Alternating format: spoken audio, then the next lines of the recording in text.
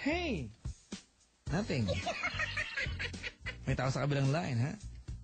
It's a guy. Hello? Hello, Papa Jack. Good morning. Opo, good morning po. Hi. Hello, Papa Jack. Good morning. Opo, good morning. Hello. Hello. Hi. Hi. What is your name? Patrick po. How come? How Since come? birth. Alright, Patrick. Opo. How age are you? 19. Kaya mo na, nagets mo naman. Isa pa. 19. Patrick, Yes, Papa Jack. how age are you? 19. Oh. What do you do? Nakahiga. What do you do in life? Nag-a-apply po ng trabaho. Huwag kang bumulong. Nag-a-apply ng trabaho. Lakasan mo.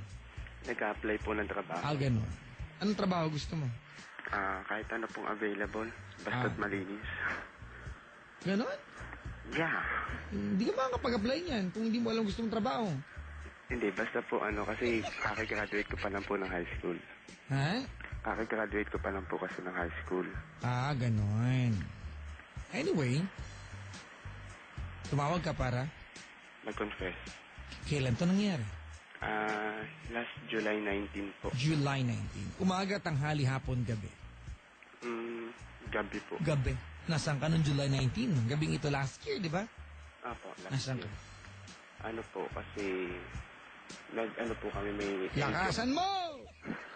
Hindi kasi po, LQ po kami ng girlfriend ko noon. Okay, saan ka nagpunta? Nag-ano po kami, isang private room. Aha.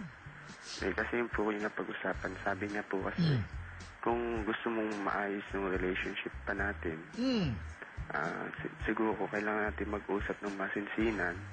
Sa private room kayo nagpunta? Opo, pero ang gusto niya po kasi yung kaming dalawa lang, yung ayaw niya po yung may ibang tao siya nakikita na. Bakit di sementeryo para kaluluway nakapaligid, hindi tao?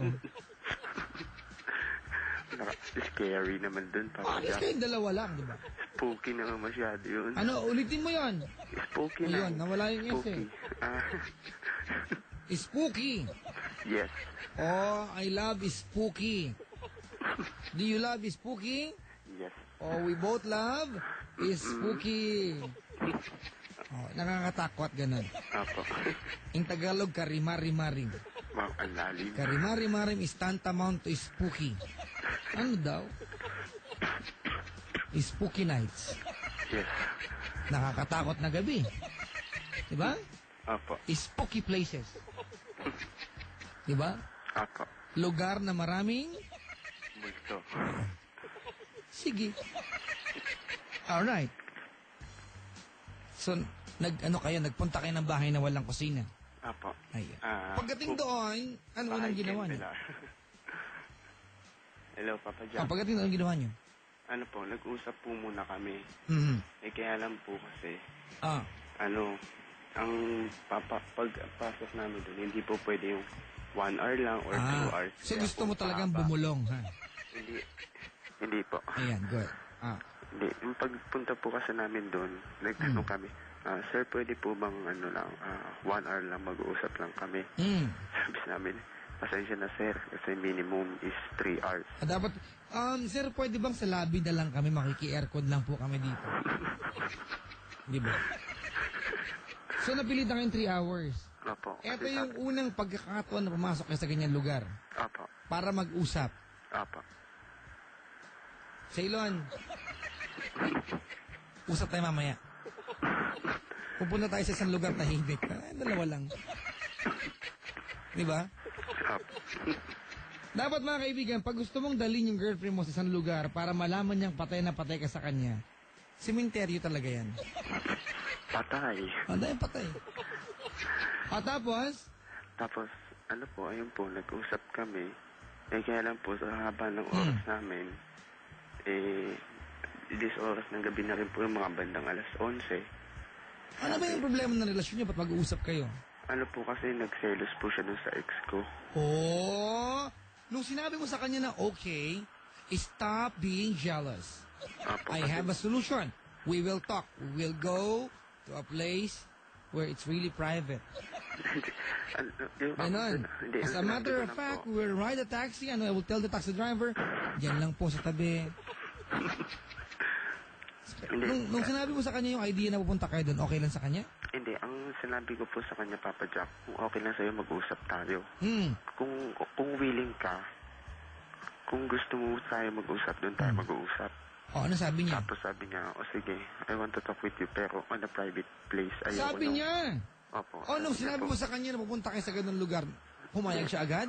Hindi, sinabi ko, kung gusto mo ng private, ayaw mo nung may iba kang tao nakakausap, we need to rent a room. Sabi niya, okay lang, basta hanggang usap lang tayo. Narinig ko na yan. Hindi kasi... Nagamit na sa ilonsing niya mga linya na yan. Kaya nga, Papa Jack. Matagal ko na rin po nakikinig sa inyo. Kaya nga po, ang sinabi ko naman sa kanya, basta kahit mag-rent tayo ng room, panghawakan mo lang yung salita na sinabi ko sa'yo. Ganun ano? Ano ba tawagan niyo ng time na yan? Kami pong dalawa. Hindi, tayong dalawa. Siyempre kayo. Tawag niya po sa akin B. Tawag ko sa kanya Honey. So, ganun. So, Honey, panghawakan mo yung salitang sinasabi ko sa'yo, ha? Okay. Panghawakan mo. Bago dumating doon. Pagdating doon, bitawan mo na. Ganun. Opo, kasi ang pangako ko po sa kanya noon, walang mangyayari sa atin. Kahit anong mangyari hanggat hindi tayo kasal. Sabi ko nga po sa kanya. Kasi nung tinanong ko siya, 1 month pa lang kami. Sabi ko sa kanya, Papa Jack. Tinanong ko po siya. Sabi nga sa akin, lagi ako nakikinig kay Papa Jack. Sabi na, dinamay pa ako. Laman ko dyan. What is the safest thing to wear before having any chuchu? Chuchu ka dyan. Tapos sagot niya, yun daw yung suit. Sabi ko, so pag nagsuot ako nun, safe na tayo. Sabi ko, di ba dapat wedding ring? Kaya yun lang panghawakan mo. Hanggat hindi tayo kasal. Sige na, tama na bola. Di mo naman tupad yan. Kaya lang, ang nangyari pagdating doon, nag-usap muna kayo. Usap po muna kami. Anong klaseng usap ang ginawa ninyo? Yung halos nagsisigawan pa kami dahil so may emosyon. Opo. Delikado talaga kasi kailangan nyo maglambingan after, di ba? Opo. Magabati kayo eh. Opo. At ano ba ang ginagawa sa ilong pag nagbabati? Tapos? Tapos, ayun na po, sumobra masyado yung oras namin. Yung pag-uusap namin is inabot na ng alos 20 minutes. Sabi ko, kung okay na sa'yo is mag-overnight na lang. Bumulong ka pa para maganda. Sabi ko sa kanya, kung okay na sa'yo, sige, i-overnight na lang na natin ito. Bukas na tayo umuwi. Ganun. Mag-overnight tayo para mag-usap tayo hanggang umaga. Sabi ko, dito na tayo magpalipas ng gabi. Tapos, ayun na po. Habang andun kami, nagkaayos na kami. Nagkaroon ng konting harutan. Kilitian. Ala ka na, Hanggang sa, ayun na po, pareho na kaming... Walang damit. Hindi. Alam pa lang po yung nagkatitigan. Tapos ayun na po, nag-smack lang muna kami. Ayun na naman. Tapos? Tapos, after po na mag-smack, nag-init siya.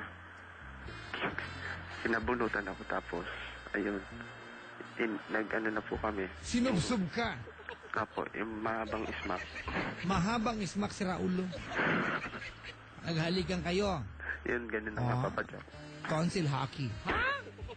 Tapos? Palitan ng tonsil. Sige, balak. And then? Ayun, Papa Jack. Tapos nung hindi na po ako nakapagpigil. Sinapak mo siya. Gumagapang yung kamay ko. Hala ka na, saan pupunta? Sa pa lang po, sa Kuelyo pa lang. Kuelyo? Opo. So, kinuelyuhan mo siya? Hindi nakaayos eh. Tapos, ayun po, nung binaba ko ng konti sa may braso, hanggang sa bumaba doon sa may punja ng kanyang t-shirt. Punja? Sa may laylayan. Ang punja, hindi laylayan. Di ba ang punja, di ba yung yung salubungan ng tahi? Opo.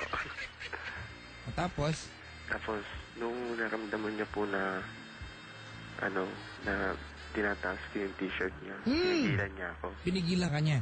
Tapos anong sabi niya? Di ba may promise ka sa akin? Yun nga po. Akala ko ba, sabi ko, basta sabi ko, Ganun lang. Ah. Tapos, So parang, kumbaga parang, she gave you the look opo, na parang, ops, Patrick, stop it. you promised me, Opo. di ba?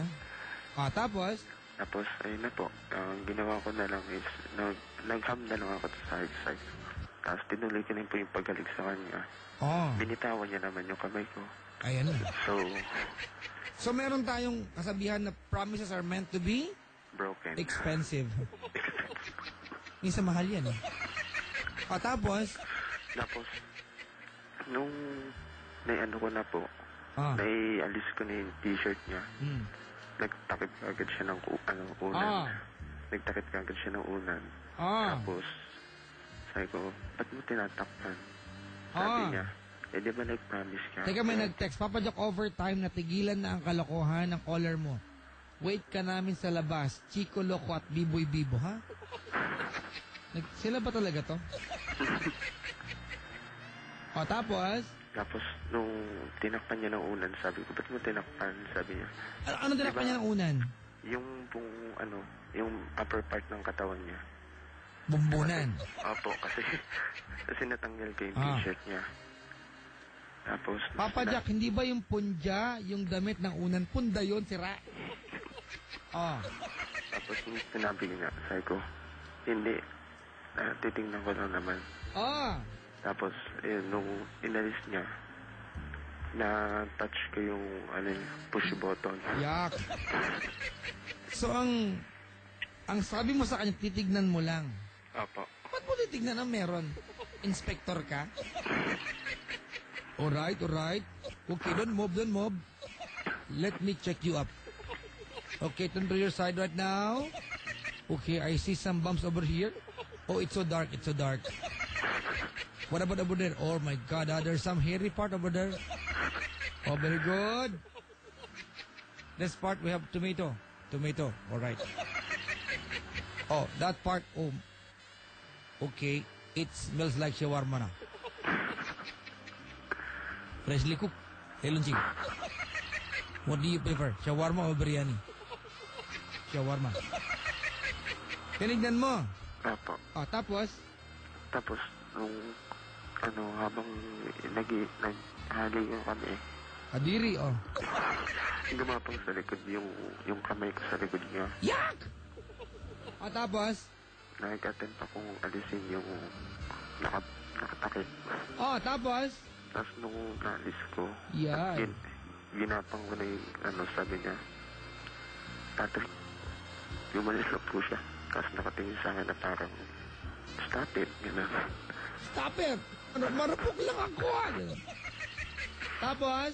Sabi ko, sige na, yun lang. Tapos, hindi na siya po siya pumalay. Yun na. Opo. Tapos, siya ba iniskabechi mo? Opo. Yeah. Doon po siya bumigay na. Hindi na siya nagreklamo. Iniskabechi mo siya? Opo. Ew. May mga stop it. Stop! Walang ganon. Hindi, wala lang. Opo. Wala. Yung una po, sabi, anong gagawin mo dyan? Sabi ko, basta. So, ano siya? Go! Right now! Ganon.